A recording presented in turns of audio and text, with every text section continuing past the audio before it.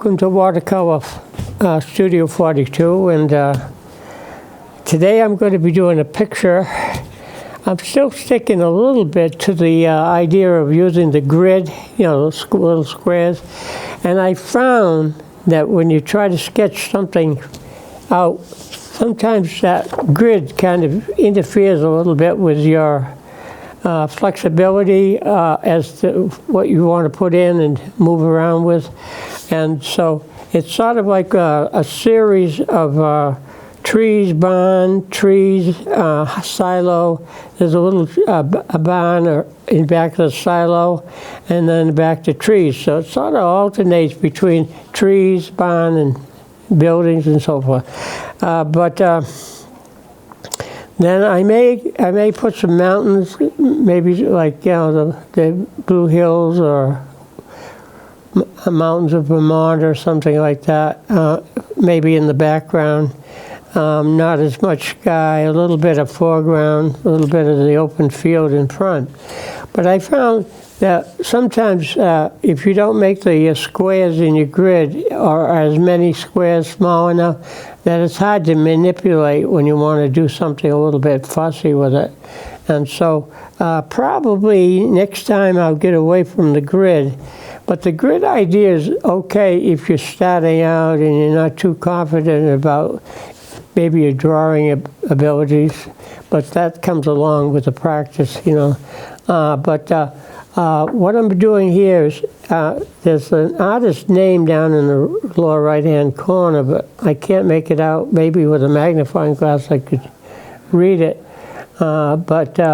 This is actually from a painting. And when you work from somebody else's painting, they've done a little bit of the work for you, you know, as far as the composition goes, as far as the colors that they've used, if you want to use similar colors. This one happens to be an autumn scene. I like to do pictures that are kind of within the season, you know, like winter scenes during the winter months, etc., and whatnot. This has some autumn colors, you know, your yellow, oranges, and reds, and so forth, and even the browns, you know, the grass and whatever turns a little bit brownish, and whatnot. So lately, our mornings have been kind of telling us that winter's on the way. We just turned into fall now, and I should say that the mornings have been quite a bit cooler, and then it warms up, you know, in the 60s probably during the day. Okay, so I think I'm almost ready to start here. Like I said, I'm working. Now, if I work from a photograph or a picture, I'm using it sort of as a reference. I might use the same number of objects, you know, in the picture like this one, barn, silo. This is supposed to be a farm scene, supposedly, whatever it turns out looking like. I'm not sure. Hopefully it will be a farm scene. And then autumn. So I'm going to call it Autumn on the Farm. Yeah, okay? That's pretty much what it is. Autumn, fall, whatever you want. Whichever one you want to use, fall and autumn. Okay, so I could probably add a little bit more to it as far as going over my pencil. What I do is I sketch everything in pencil first, light, and then I go back over. Lately, I've been going back over it with markers, and I use permanent markers, whatever the color might be, but make sure it's always permanent, because if you don't use a permanent ink marker, what happens is that when you put water into it, you're going to smudge. It's going to blur, okay? So I can paint over some of those you know, ink marks because they're permanent. They're not going to change, whatnot. So now, normally in a picture, if I'm doing an outdoor scene, I usually work from the top to bottom. And I go to the top first, put in the sky, And then while I'm waiting for that upper part to dry a little bit, the sky part, then I drop to the lower area in the foreground, get a lot of that in. Then I probably will do the trees, and the finale is actually finishing up with the barn, or the buildings, if you will. In this case, it's a larger barn, a silo, suppose. I hope it's going to look like a silo. I made the roof a little bit too pointed, I guess. But then there's another shed off in the background, 3 of something. I always deal with the uneven numbers, whether it's buildings or barns or people, whatever. 3, 4 is an even number, but I jump to 5, and the uneven 7, whatever it might be. Okay, so now let's see if I can get started here. Now, to do the sky, I start off with probably a larger brush. I don't know if I put the one in there that I wanted to use. I happened to come across a real nice 1-inch flat brush, and I probably put it in with some of my other material. I kind of work with 2 bags, one for TV and the other one for my glasses. So everything works out pretty well. All right, make sure your brush is clean, doesn't have any leftover paint. Just tap it a little bit, paper towels. And so now, what we're going to do today, we'll start off with the wash, and I'm just going to wet this upper part just with the water through here. I don't know if I'm going to put some hills or mountains in the background. I might do that. We'll see what happens. I think sometimes you're restricted a little bit painting into the squares because you're trying to utilize the idea of the squares, but then you come across an area that, you want to do something different, a different shape within that. So sometimes it gets a little bit tricky. I'm going to give the squares, the grid sketch background. I'll probably give that a little bit of a rest. I'm going to wet across the bottom here, reactivate that a little bit. We'll get to that. I go top and then the bottom, or background, the sky, and then foreground. And then I do the middle area, and then I do the final product, the buildings, in this case. If I'm doing a floral painting, I do the background, I do the green, all the leaves first, stems, and then I do the flower itself. Finish it up that way.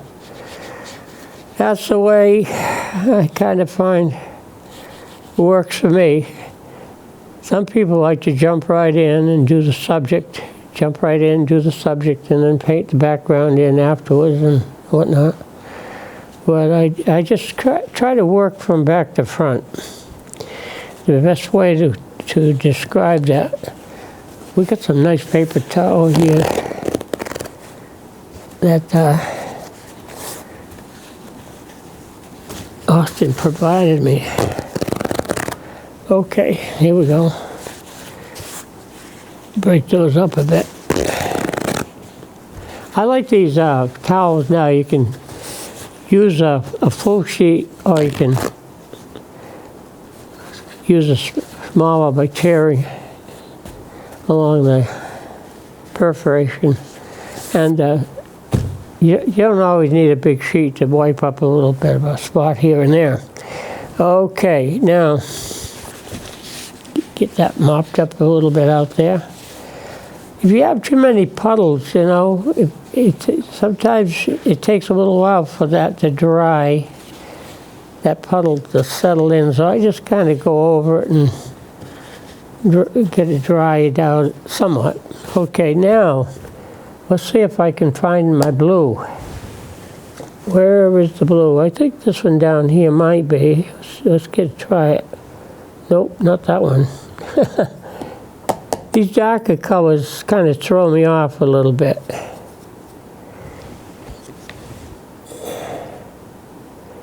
I had a blue out there somewhere. If I don't have it, we'll get one. Is that the one? Let's see what we got there. Oh yeah, I guess that's it, yeah. Just to make sure, I'm going to put blue out. Put it right down there, okay? The dark colors kind of throw me off a little bit. And I don't know what they look like until I spread them out on a piece of paper. And I say, oh yeah, that's blue, right, okay. So we'll try that. Just put a little touch up in here, see what happens. Oh yeah, it's going to be all right. Yeah, put some blue up in that sky. I already have wet the paper, so the sky is going to go in soft, no hard edges. See that how you blend that in across here? All right, that particular blue is phthalo blue. Ooh, kind of dark. Goes on the paper dark, you just put some water into it, spread it around. You can go down into this area too. Yeah, something like that. Okay. I'm not going to use it anywhere else right at the moment. Okay.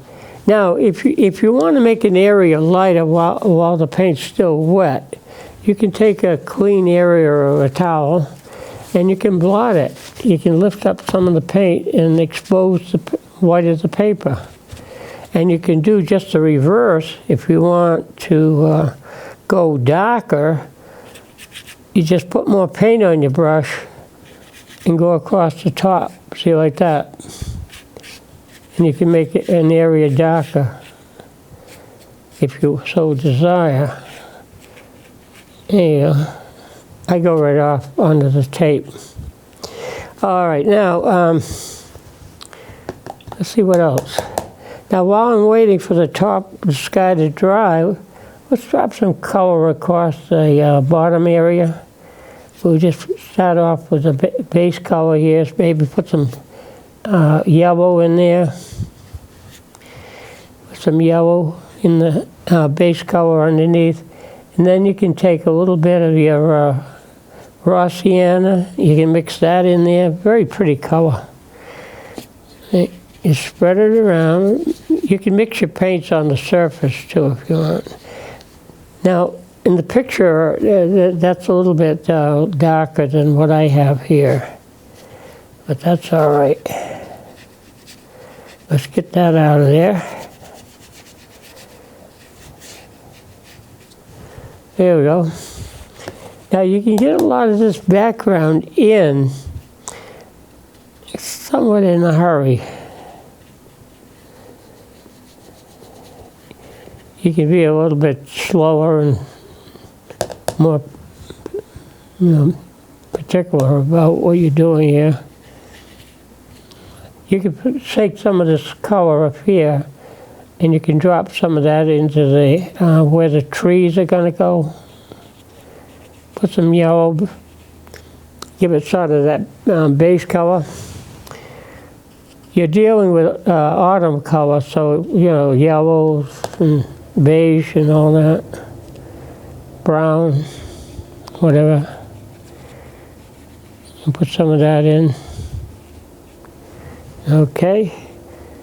And you can be a little bit careful about it. Don't get too much water in there.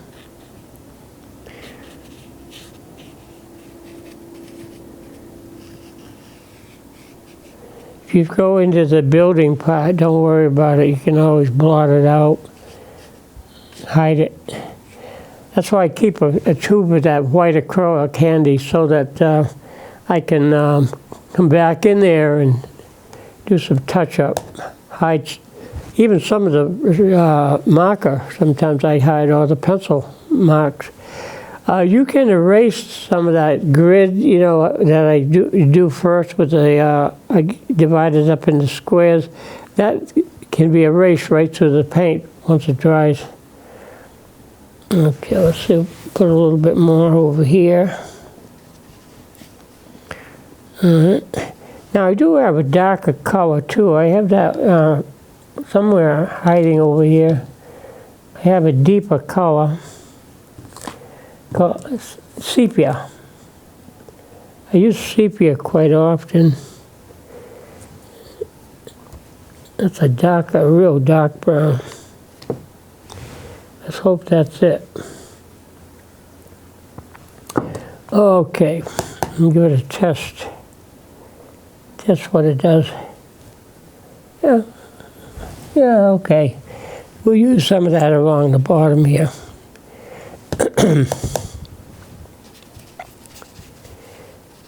Okay. We'll put some of that across here. That's what's in the picture. The picture's probably the colors are much darker than I am. Sometimes what I do is I put the colors on light and then keep building up, you know, or put another coat or another layer over that. That's kind of wet over there. I'm going to get that drier so it will dry faster. But yeah, I don't need a pile of tissues, so just a few. Okay, here we go. And we'll drop some of this color across here. Yeah, you get a little bit more paint on the brush here. Okay.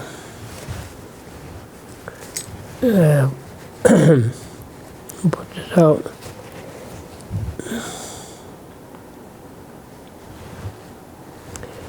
Okay.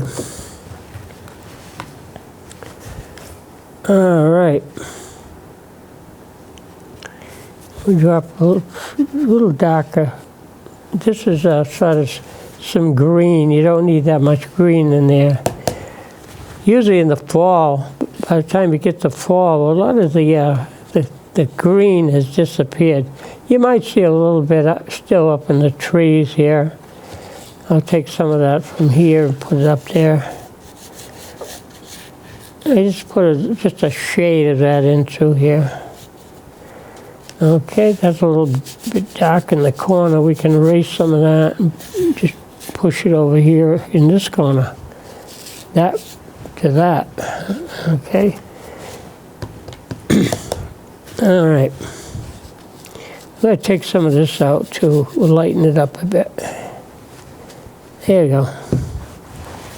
That's supposed to be a little bit of a road to the doorway of the barn. Okay, take some of that. That could be, some of that can be dashed up and through here. Just a hint, you know. I see it in the picture here. There's some trees that are sort of fir trees anyway. So we'll use some of that on them. They never change. The color, they stay green year round. Okay, let's touch up across here. Go right to the edge off the tape. All right. So what I'm doing now is just laying in these softer colors and kind of letting them kind of set up a little bit, especially the sky area. Okay, now we can start thinking about maybe doing a lot more in here. I want to put in this particular painting, the artist has put quite a bit of orange in here, up in this area. Let's see, there's orange here. He's got orange over here. There's a dash of orange through here. Okay. We'll put some in there. Okay.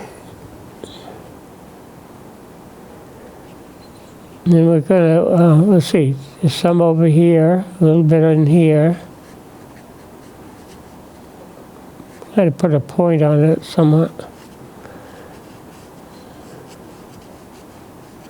Now I'm using a big brush. You can go to a smaller brush. Might make it a lot easier for you sometimes. But when I'm putting some of these background colors in, they're sort of flat color. So you can get away with using a larger brush. You don't have to be too fussy with it. They're just flat colors.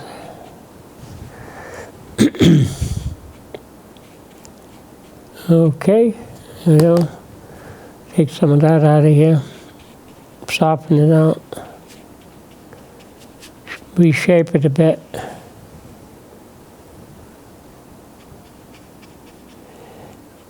Notice I'm left-handed, so I keep my paints on my left side, the water on my left side, so I don't have to be reaching across too far. It's right-handy, I can just go here and boom to the paper pretty fast. Okay, there's a little patch of yellow there. We're going to have some off here somewhere. Right out to the edge. How's that? Put that right to the edge. Okay.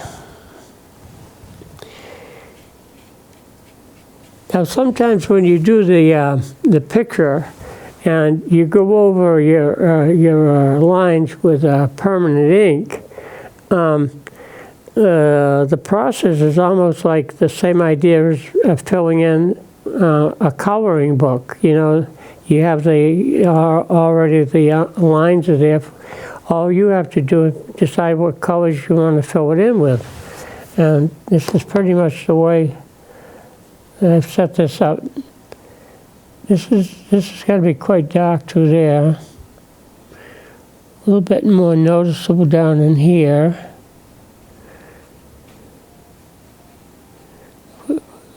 Out to the edge. Now, a lot of times what I do too, if I'm going to draw this out, I don't do too much of the actual detail, if you will. I don't do really that much detail. I put the extra, little finishing touches in with the color. When I paint it in, I add a little bit more to it. Okay, there you go. A little bit more yellow there. And on the edge of the building. The buildings look kind of flat. I didn't actually draw them into the proper perspective. I left everything kind of flat like you would an abstract painting type of thing. I didn't get involved with the perspective, as much. Okay. Fill this in here. It's a little bit darker up through here. This can go up a little higher, up into there.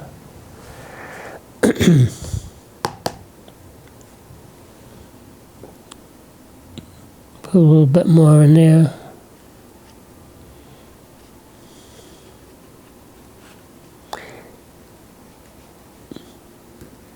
Now, when I was younger, I used to do a lot of coloring books, and they're very helpful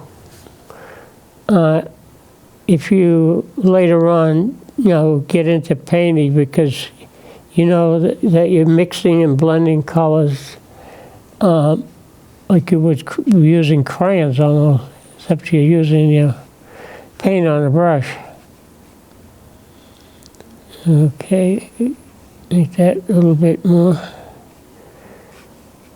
I can try to control the drawing somewhat. sometimes I get too carried away, probably do too much, getting too fussy with it. I think the worst thing is to overwork just about anything. I don't, no matter what it is, even sometimes if you're cooking food, you can overcook it or put too much one ingredient more so than what it called for. And I think you can have the same problem with your paint sometimes. You can overdo it. And your drawing, you can overdo it. And sometimes you're better off if you do sometimes less. Let's put something down here, across here. If you keep it less, I think you're better off. If you try to do too much, then you get too busy.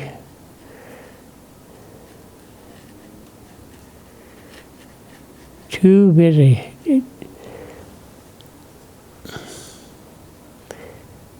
You should have one particular area that might be a focal point that you go to. In this case, I don't know. It seems to be the focal point seems to be sort of towards the center. This area through here, off center, in the middle somewhere. And it doesn't have really a real strong focal point other than the barn being quite a bit lighter in there. So, and the size of it shows, you kind of go to that a bit because of the size. Let's see if we can find, I didn't put red out, but we could put a smidgen, just a little bit of red in there. But they put it back in the, probably put it back in the bag here. I can see the red right here. There's something in there. It's a reddish color. So we'll take a look, see what we have. Okay, that looks like some red to me. Okay, here we go. All right. Let's find a well that doesn't have any paint in it and put it right there. Now, I can go back and use a smaller brush. If you want to stick with a flat brush, it doesn't really matter. This happens to be probably a half-inch flat. Looks about that size. And you could take a little bit of your red. You don't want to get too carried away with that. And just kind of hit some of these areas. Put a little bit of red in your painting. In places. Okay. Kind of jump around, move around a little bit with the color. You can get carried away too much. You get too many little red spots.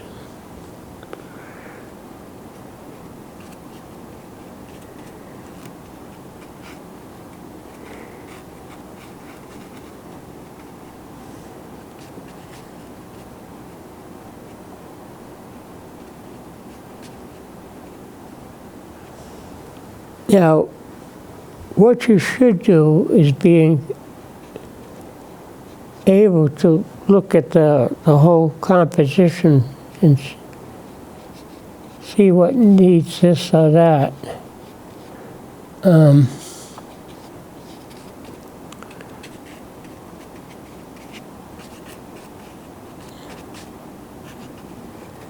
right.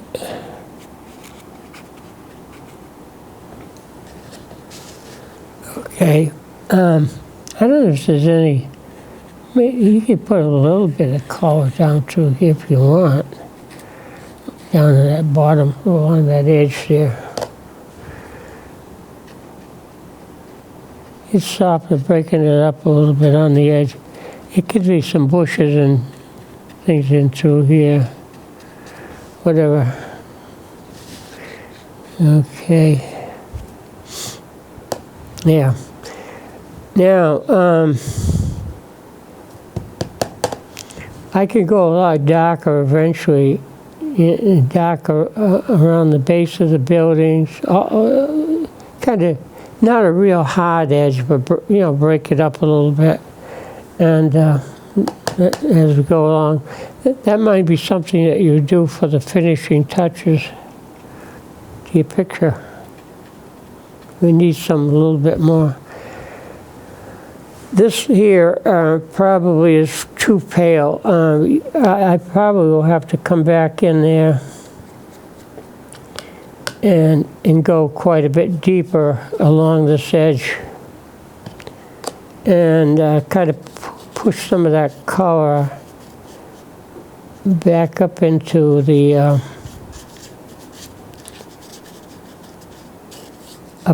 grass, the field in front here. But for now, we can go just across the bottom and just kind of push some of that color, go off to the edge, and then take some of the upper edge and just kind of just soften it out. I know in the picture here, that walk there or path, it doesn't exist that much in this particular picture. I kind of put it in. See, I'm not, like I said, I'm not trying to copy that one that much, just use it for reference mostly. Okay, a little darker through here.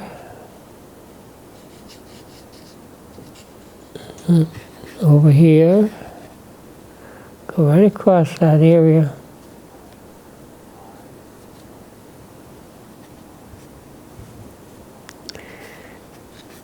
Break it up. Don't have it one solid line in there. Okay. A little bit more across in here.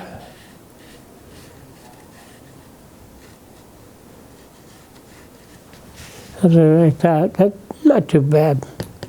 It's still lighter than what we have in the photograph. But I'd rather kind of come in lighter rather than too hard and then have to sort of erase it a little bit. Which you can do, just reactivate the paint and blot it out somewhat. You can go up into here, push that up into there more. Across there. And we can take some of that color that we have and push it a little bit more down into here. Make that a little bit deeper color. Sometimes you can let an area dry out quite a bit before you put another glaze of color over that. Now that brush probably is a little bit small. I've got trying to fill in with these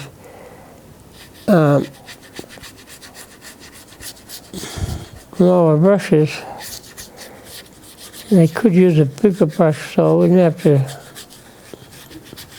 use so many brush strokes.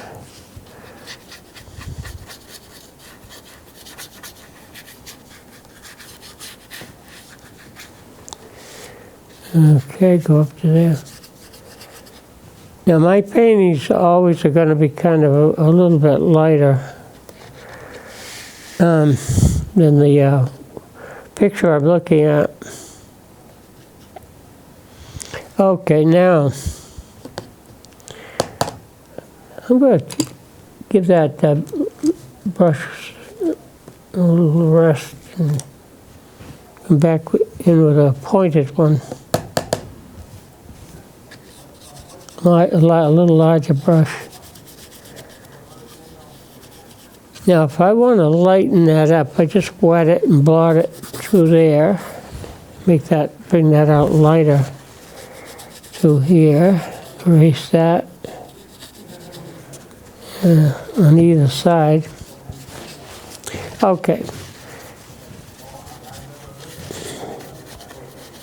Now, I spend a lot, probably too much time sometimes trying to mix colors on the surface. But when it dries out, it looks better. And you have a sort of a more color into the picture. Okay. Now, I can start doing some of the buildings, and they're sort of a yellowish color. I'm going to go back here. I've used up some of that yellow. Maybe I could put some of that back in there. And if I want, I can put probably, I could put some of that color back into, get some paint on that blue cloth. I'll take that out a little bit more later. Now, let's see if I can use some of this yellow in the barn, and I'm just going to go up and down, try to fill it in around through here.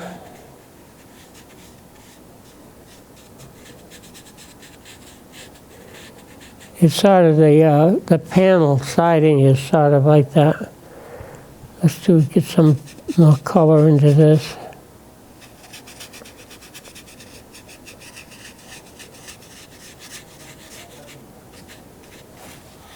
You just make that color a little solid underneath the eaves there. And we're going to put some more over on the silo. Pretty much the same color as the barn.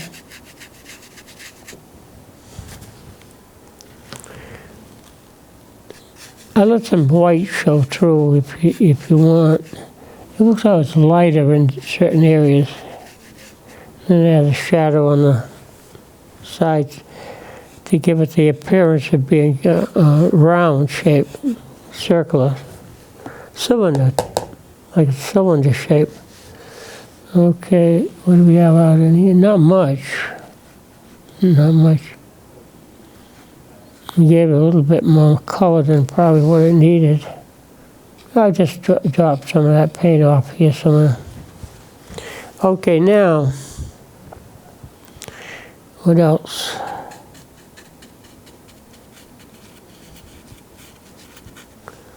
Okay.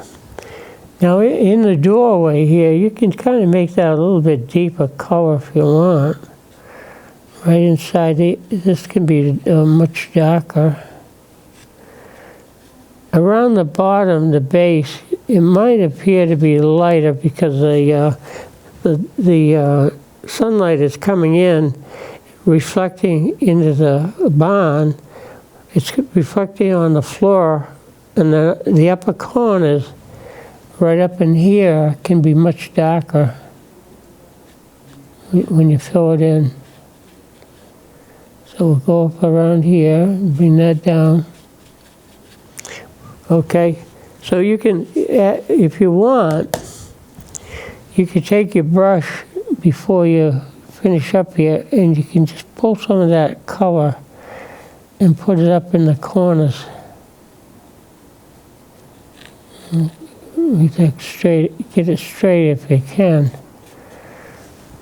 Sometimes if some area might be fussy to do, I just put some masking tape down on your paper and just paint it and then take the masking tape off. Now you got some color on this shadow on this side of the silo. Okay, you got some shadow up there. I'm just going to pull this down on the side edge like that. Yeah, give it that roundness. And you get some more shadow. We'll finish that off.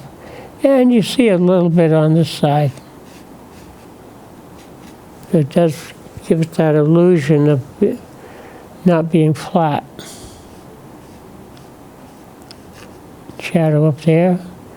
Now you're going to have some shadow up here under the eave of the now the other building here, that's kind of a darker color, the whole thing. It's kind of all, it's really in the background, so it doesn't have much light. Let's finish the door off here.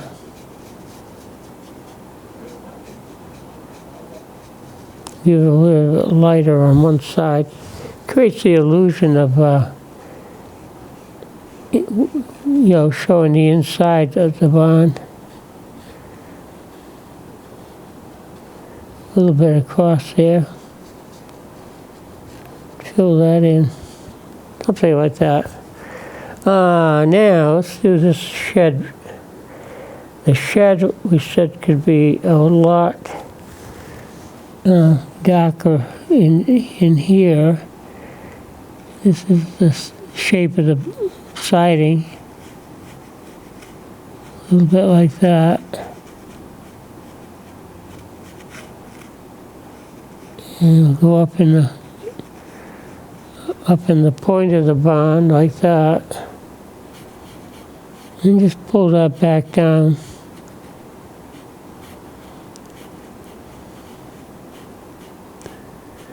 Yeah. Let me take some of that, pull that across here. If it looks too much, I just blot it and soften that side off over there. Okay, now I think we're going to do a little bit more. We're going to get some shadow up in here too, across here. Of course, we're going to do something with the window.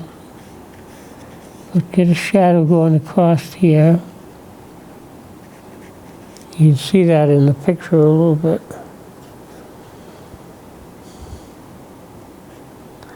Like I said, the artist has helped out a little bit because they've already shown you where the shadows could fall, under the eave. This is always darker up in here.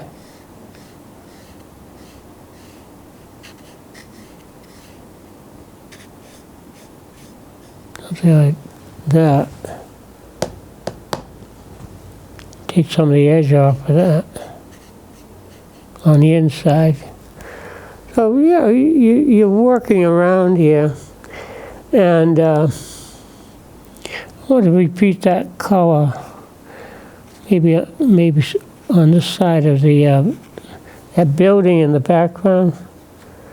Maybe make that show up a little bit darker there. Yeah.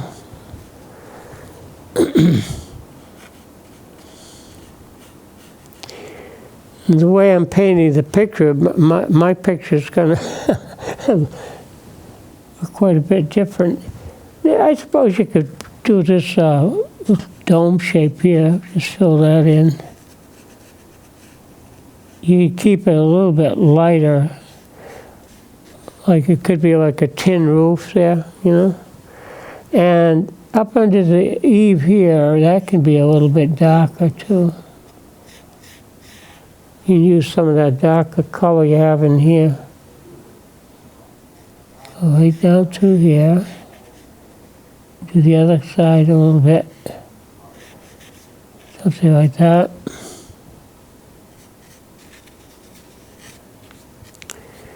Okay. So, you keep working at it. Now, the picture does have some green in it.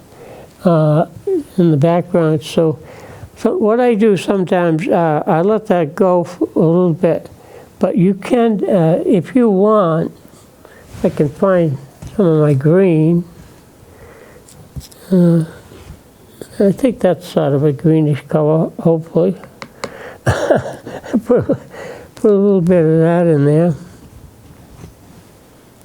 We're running out of wells here. Okay, now, if this is drier, you can kind of add a little bit of texture out in here, some of that green, show a little bit more of the shape of the fir tree. don't have to get too fussy with it, but just give it a little bit of texture in there. And there's something else coming up in here, another fir tree in there, something like that. Something, a little bit of green in through here. Okay. Did finish that off in there. Okay, let's see what else. Maybe just a color distribution here. Let's put some green out in here. Whoops. Give it a little point. A tree back there. Another smaller tree in here.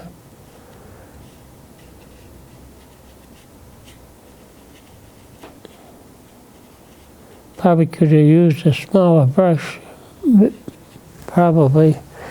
I can still do that. After this dries, sometimes what I'll do is I'll go into with the picture and add a little bit more darker texture with a marker, so to define things a little bit more. Now, while we're thinking about it, let's get some darker color down through here. We see it in the picture there. Darker in here.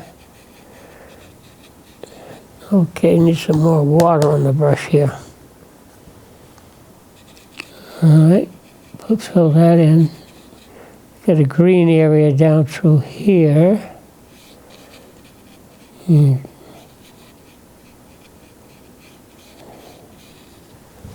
I just go out to the edge here. And while we're at it, let's put a little bit more green into this area, in through here, whatever it might be in there. And I think we can dash a little bit of green here.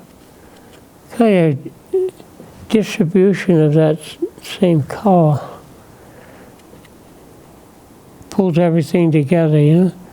Let's add a little bit more out into here, hide some of that. Some of my drawing part of it. Okay. All right, get that filled in. Now, what else do we need? Now, a lot of times when I do these paintings, they're really not totally 100% finished yet. But with watercolor, you know, sometimes you have to let some of this kind of dry out a bit before you come back in. Let's rough this up a little bit across here. Yeah, it's a little bit. And like I was saying, sometimes you have to put the finishing touches on it after your thing dries. And you can't use a marker, a permanent marker, it won't work when it's wet. You can't make a permanent marker work when the paper's wet. Let's kind of break this up with a little bit more color down through here. Take a little bit more of that green in here. Spread it, blend it in a little bit more. Take some of the edge off of it. So what it is, it's just looking at what needs to be kind of pulled out in through here. This particular bond, you want it to show up more. What you do is make it darker on either side. Once you fill it in, it pops it out. If there's something, but you got to fill it in here, you got to fill it in over here, and it brings the building out. Now, if the building doesn't show up enough across here, maybe it isn't that you have to put something in back. Maybe you have to just make that a little darker. Maybe you could do it with a marker. Now, it's up to you. If you want to put some hills and mountains in the background, you can put some of those in if you want. They may still have some color on the hills. If they're below the tree line, a lot of the mountains in this area aren't too tall, so there's not much of a, there's not much of a open area towards the summit. Usually they're not that high elevation, because some mountains are so high they'll have snow on them all year, all summer practically, because it's pretty cool up there. Now that might be a little bit too much green. So you can add some different shades into that, because that may have, the hills may have some color. You can make a little, not so much of that, but a little bit of that warm color in there. Just kind of spread that around a little bit. That's the idea of it. Now, this is going to be cleaned up a little bit through here. We're going to make the barn jump out a little bit. The silo has to be kind of pulled out. It isn't so much that you paint the silo, it's just the background. I got to kind of fill that in a little darker. See how I left that too light through here? Well, we'll fill that in. Quiet that down in here. You got to quiet this down over here. This has got to be quieted, just to pull things out. Now, as far as the ground goes, I'll spend a little bit more time on that. I may have to come back in if I want this to show up more here. I may have to put some white, very light color back into that. Use some of the white acrylic maybe. Okay, so make sure you go to the edges here and around through here. Now, normally I pull the tape off. You can see what it looks like.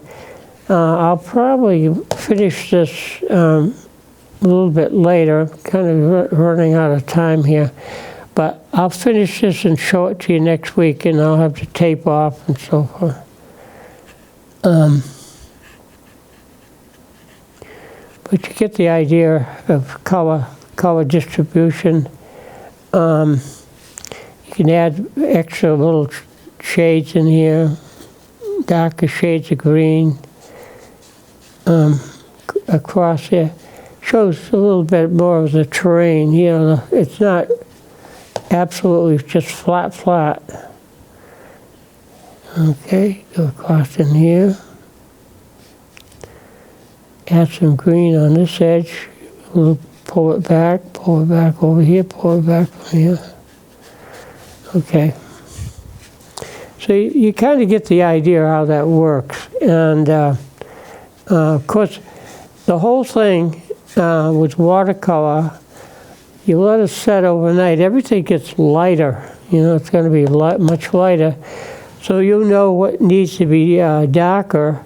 You can refer to the picture itself, squint, look at it, and see where it needs to be darker in certain areas. If you want to make the mountains more noticeable, you can make the contours and decide which side the light's going to be coming in from when you do it. Okay, so this just gives you an idea how to go about painting and build up your colors when you're working from it. So this is what we were working from, and that's what I was working from. So you can see I've got to do a little bit more fussy work in here, and a lot of more emphasis on bringing some of those light areas, pop them up a bit. And under the eave here, that's got to be a little darker here. a little bit. This is really a kind of a deeper area right through here. Maybe clean up that contour of the barn, the shape of a building back there. Sometimes you can just lighten it up too. Take some of that out. Maybe blot it. And so it needs a little bit of work, but I'm running out of time, folks, so brushes up, and we'll see you again next week. Okay? Thank you.